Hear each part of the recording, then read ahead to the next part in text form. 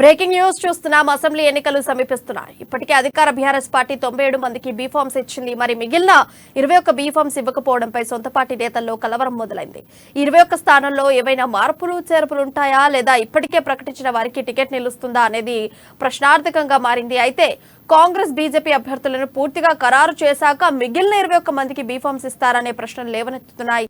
అయితే బీఫామ్స్ అందుకునే అభ్యర్థుల్లో టెన్షన్ కొనసాగుతోంది.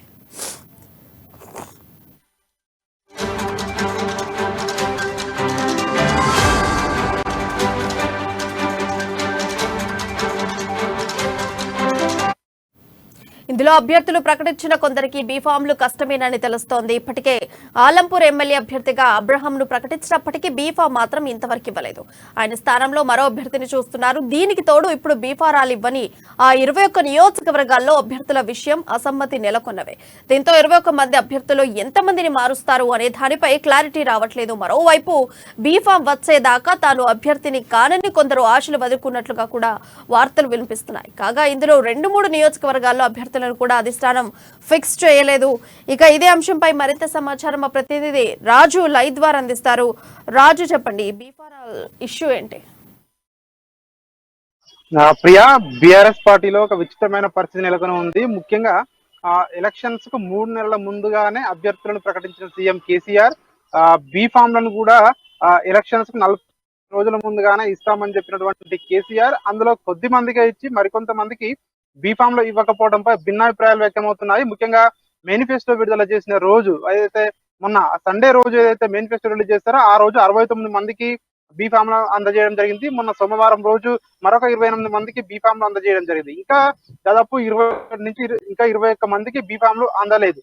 సో వాళ్ళందరూ కూడా చాలా మంది భావిస్తా ఉన్నారు, మాకు చివరి నిమిషం వరకు అసలు బీఫామ్ వస్తుందా రాదా అనే టెన్షన్ లో ముఖ్యంగా వాళ్ళందరూ ఉన్నట్టుగా కూడా తెలుస్తా ఉంది. ఎందుకంటే సీఎం కేసీఆర్ గతంలో ఏదైతే లిస్టు అభ్యర్థుల లిస్టు ఖరారు చేసినప్పుడు విడుదల చేసినప్పుడు కూడా చెప్పడం జరిగింది, ఇది ఫైనల్ కాదు, ఇందులోంచి మార్పులు చేర్పులు ఉంటే కూడా ఉండొచ్చు అనేది సీఎం కేసీఆర్ చెప్పడం జరిగిందో ఈ నేపథ్యంలోనే ఇప్పుడు బీఫామ్లు ఎవరికైతే అందలేదో వాళ్ళందరూ కూడా అదే చెప్తా ఉన్నారు. ఖచ్చితంగా అంటే మాకు బీఫామ్ వస్తుందా లేదా అని వాళ్ళ సన్నిహితుల దగ్గర వాళ్ళందరూ కూడా వాపోతున్నట్టుగా కూడా మనకు అర్థమవుతోంది. సీఎం కేసీఆర్ ఇక్కడ కూడా స్ట్రాటజీగా అంటే ఎందుకంటే కాంగ్రెస్ పార్టీ కూడా ఇంకా ఇప్పటి వరకు కూడా మిగిలిన అభ్యర్థులను కూడా ప్రకటించలేదు. ఈ నేపథ్యంలోనే అందుకోసమే ఆపారా అనే ప్రశ్నలు కూడా తలెత్తుతా ఉన్నాయి. ముఖ్యంగా కాంగ్రెస్ పార్టీ మొదటి లిస్ట్ లో 55 మందికి అయితే టికెట్లు ఖరారు చేసిందో ఆ మిగతావి ఇంకా ఖరారు చేయవలసి ఉంది. అయితే ఈ నేపథ్యంలోనే ఇంకా ఎవరైనా పార్టీలో చేరుతారా లేదా అని సీఎం కేసీఆర్ ఆలోచిస్తున్నట్టుగా కూడా మనకు సమాచారం అంతా ఉంది. ముఖ్యంగా ఎవరైతే బీఫామ్ అందుకోలేదో వాళ్ళైతే ఒక కింద టెన్షన్ గురవుతా ఉన్నారు. ఎందుకంటే వాళ్ళ క్యాడర్ కి ఏం చెప్పుకోవాలి, ఇప్పుడు ప్రచారంకు వెళ్ళాలా వద్దా, లేదంటే బీఫామ్ వచ్చేంత వరకు ఎదురు చూడాలా, ఆల్రెడీ ఇప్పటికే టికెట్ కన్ఫర్మ్ చేశారు కానీ బీఫామ్ రాలేదు, మిగిలిన వాళ్ళకి వచ్చింది మాకు రాలేదు అన్న సంశయంలో వాళ్ళు ఉన్నారు. మరోవైపు బీఆర్ఎస్ పార్టీకి దీంతో పాటు ఈ పార్టీ నుంచి ఏదైతే అసంతృప్తులు ఉన్నారో ఒక్కొక్కరుగా పార్టీలు మారుతా ఉన్నారు. సో ఇక్కడ బీఆర్ఎస్ పార్టీ పెద్దలకు, ముఖ్యంగా ప్రగతి భవన్ పెద్దలకు ఇది ఒక తలనొప్పిగా మారిందని చెప్పవచ్చు. ముఖ్యంగా రోజు రోజుకు ప్రతి రోజుకు చూసుకున్నట్టయితే గత కొన్ని రోజులుగా కీలకమైన నేతలు ఎవరైతే ఉన్నారో ఒక్కొక్కరుగా పార్టీ చేజారుతా ఉన్నారు. వాళ్ళందరూ పార్టీని వీడి వాళ్ళందరూ కాంగ్రెస్ వైపు చూస్తా ఉన్నారు. ఈ నేపథ్యంలోనూ మరోవైపు బీఫామ్ల అంశం కూడా తెరపైకి వస్తా ఉంది. బీఫామ్లు ఎందుకు ఇవ్వడం లేదు, బీఫామ్లు ఒక రోజులో అందరికి ఇవ్వచ్చు కదా అని చెప్పి ప్రశ్నలు కూడా తలెత్తుతా ఉన్నాయి. దీనికి ప్రగతి భవన్ పెద్దలు చెప్తా ఉన్నారు కొన్ని సాంకేతిక కారణాల వల్ల, అంటే బీఫామ్ల మీద పార్టీ అధ్యక్షుని సంతకం చేయడం లేట్ అవ్వడం వల్లనే ఇవ్వడం లేదని చెప్పి వాళ్ళు చెప్తా ఉన్నా ఒకంత ఎవరైతే అభ్యర్థులు టికెట్ ఆశిస్తా ఉన్నారో, టికెట్ వచ్చి వీళ్ళు బీఫామ్ కోసం ఎదురు చూస్తా ఉన్నారో వీళ్ళందరూ కూడా ఒక అంటే ఆశ్చర్యాన్ని వ్యక్తం చేస్తా ఉన్నారు. ఎందుకు ఇంత జాప్యం చేస్తా ఉన్నారు, మాకు టికెట్ వస్తుందా రాదా అని చెప్పి కూడా చూస్తా ఉన్నారు. కొందరైతే బాహాటంగానే వాళ్ళ యొక్క సన్నిహితుల వద్ద వాళ్ళ యొక్క క్యాడర్ వద్ద చెప్తా ఉన్నారు, చివరి నిమిషం వరకు వేచి చూసే ధోరణి అవలంబిద్దాము, ఒకవేళ ఆ టికెట్ అంటే ఇక్కడ బీఫామ్ కనుక రాకుంటే ఖచ్చితంగా మన దారి మనం చూసుకుందామన్న ఆలోచనకు కూడా కొంతమంది వస్తున్నట్టుగా కూడా మనకైతే వార్తలు వస్తున్న నేపథ్యంలో ఇప్పుడు అంటే బీఆర్ఎస్ పార్టీ పెద్దలు దీన్ని ఏ విధంగా ట్యాకిల్ చేస్తారనే ఒక క్వశ్చన్ మార్క్ అయితే ప్రస్తుతం అయితే నెలకొని ఉంది. ముఖ్యంగా మంత్రి కేటీఆర్ కావచ్చు, అదేవిధంగా మంత్రి హరీష్ రావు కావచ్చు, ప్రగతి భవన్ లో ఒక వార్ రూమ్ ని ఏర్పాటు చేయడం జరిగింది. ఎవరైతే బీఫామ్ కోసం ఇప్పుడు బీఫామ్ అందలేదో వాళ్ళు దాదాపు ప్రతిరోజు కూడా ప్రగతి భవన్ చుట్టూ తిరుగుతా ఉన్నారు. అదేవిధంగా ఈ బీఫామ్ లో రాని చోట్ల ఇంకా ఏదైతే కొంతమంది ఆశావాహులు ఉన్నారో మాకు గనక టికెట్ వస్తుందేమో అని చెప్పి కూడా వాళ్ళు కూడా ప్రగతి భవన్ చుట్టూ తిరుగుతా ఉన్నారు. వాళ్ళందరినీ కూడా అక్కడ వచ్చే వాళ్ళందరూ ప్రగతి భవన్ లో మంత్రి కేటీఆర్ గాని మంత్రి హరీష్ రావు గాని కలుస్తా ఉన్నారు.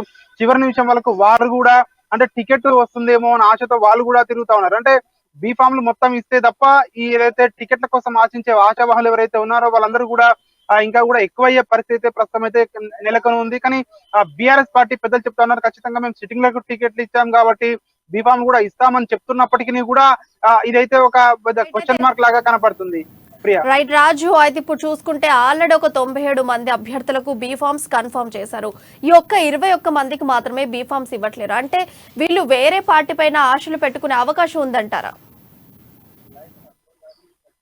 ఇక్కడ బీఆర్ఎస్ పార్టీ ఇక్కడ రెండు విధాలుగా ఆలోచిస్తూ ఉంది. ఇప్పుడే కనుక మొత్తం బీఫామ్లు ఒకటేసారి అందరికీ ఇచ్చినట్లయితే ఇందులోంచి కొందరు ఎవరైతే బలమైన నేతలు కాకుండా కొంతమంది ఉన్నారో వాళ్ళు పార్టీ చేజారే అవకాశం కూడా కనిపిస్తుంది. ఎందుకంటే వాళ్ళు ప్రతిపక్షాలతో ఇప్పటికీ మాట్లాడేసుకున్న తర్వాత వాళ్ళు ఎలక్షన్లు అంటే నామినేషన్ల చివరి అయ్యేంత వరకు కూడా అప్పటి వరకు కూడా ఏమైనా జరగవచ్చు, వాళ్ళు పార్టీ కూడా మారితే ఇబ్బందికర పరిస్థితులు ఎదుర్కోవచ్చు అని ఒకటే ఆలోచిస్తున్నారు. రెండవది ఒక స్ట్రాటజీ ప్లే చేయాలని చెప్పి ఆలోచిస్తా ఉన్నారు. ఒకవేళ కాంగ్రెస్ పార్టీ మొత్తం టికెట్లు అనౌన్స్ చేసిన తర్వాత కాంగ్రెస్ పార్టీలో అసమ్మతులు ఎవరైతే ఉంటారో ఆ అసమ్మతుల్లో బలమైన నేతలు ఎవరైనా ఉంటే వాళ్ళను ఇమ్మీడియట్ గా పార్టీలోకి తీసుకొని వాళ్ళకు కూడా బీఫామ్లు కూడా ఇవ్వచ్చు అనే ఒక చర్చ అయితే ఆ రాజకీయ వర్గాల్లో జోరుగా సాగుతుంది. ముఖ్యంగా ఈ ఎక్కువగా వినిపిస్తున్న మాట ఏంటంటే కాంగ్రెస్ పార్టీలో మొత్తం టికెట్ అనౌన్స్ చేసిన తర్వాత వాళ్ళు అందులోంచి వచ్చే నాయకుల కోసమే ఈ టికెట్లు ఎవరైతే ఉన్నారో ఈ బీఫామ్స్ ఆపుతున్నారు అనే చర్చ మాత్రం ఒకటైతే జోరుగా వినిపిస్తా ఉంది. ప్రియా, ఈ నేపథ్యంలోనే బీఫామ్లు జాప్యం చేస్తా ఉన్నారు, టెక్నికల్ కారణాలు చూపిస్తా ఉన్నారు, లేదంటే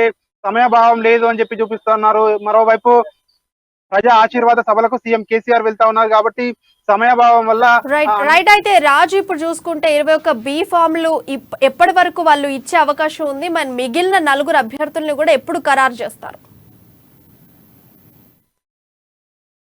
చేసేది ఉండే, కానీ ఇంతవరకు కూడా అవైతే అఫీషియల్ గా బయటికి రాలేదు. కానీ అక్కడ అభ్యర్థులకు చెప్పారు అని చెప్పి కూడా తెలుస్తా ఉంది. ఇప్పుడు ఉదాహరణకు మనం చూసుకున్నట్టయితే నర్సాపూర్ అక్కడ సునీత లక్ష్మారెడ్డి కన్ఫర్మ్ చేసినట్టుగా కూడా తెలుస్తా ఉంది. అదేవిధంగా మల్కాజ్గిరి మరి రాజశేఖర్ రెడ్డి కూడా మల్లారెడ్డి అల్లునికి అది కన్ఫర్మ్ చేసినట్టుగా కూడా వార్తలు వస్తున్నాయి. కానీ బీఆర్ఎస్ పార్టీ ఎక్కడ కూడా అఫీషియల్ గా దాన్ని బయటికి ప్రకటించలేదు.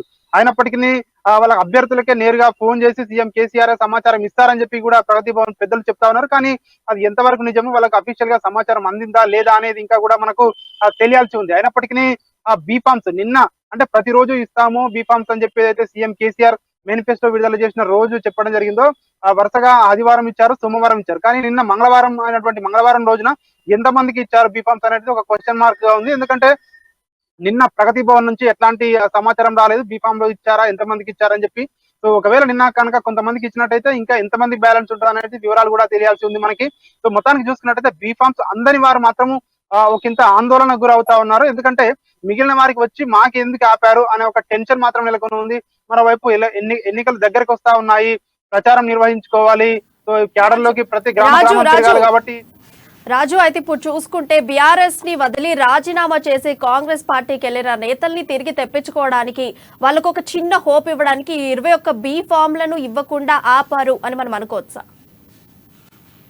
ఖచ్చితంగా ప్రియా, ఇక్కడ రాజకీయ వ్యూహాత్మకంగా కేసీఆర్ వ్యవహరిస్తున్నారని చెప్పి మనం అనుకోవచ్చు. ఎందుకంటే అట్లా బీఫామ్ లో ఆపారు అంటే ఖచ్చితంగా అక్కడ ఇంకా టికెట్ కు అవకాశం ఉంది, అక్కడ అభ్యర్థి ఫైనల్ కాలేదు అని చెప్పి కూడా రాజకీయ వర్గాల్లో కింద అంటే చర్చ అయితే నడుస్తా ఉంది. ముఖ్యంగా సీఎం కేసీఆర్ ఆగస్టు 21వ తేదీన 115 మంది అభ్యర్థులను ప్రకటించినప్పటికీ ఇంకా బీఫామ్లు ఇవ్వలేదంటే అక్కడ మారుస్తారు అనే ప్రచారం ఉంది. ఎవరైతే పార్టీని వీడదాం అనుకుంటున్నారో, ఎవరైతే వీడారో, ఎవరైతే పార్టీలోకి వస్తామని అనుకుంటున్నారో వాళ్ళందరికీ కూడా ఇది ఒక అవకాశంగా చూపించడానికి ఉంటుంది అని చెప్పి సీఎం కేసీఆర్ వ్యూహాత్మకంగా వ్యవహరిస్తున్నారు అని చెప్పి మాత్రం ఒక టాక్ అయితే పొలిటికల్ వర్గాల్లో అయితే బలంగా వినిపిస్తుంది. ప్రియా, రాజు, థ్యాంక్ యూ రాజు.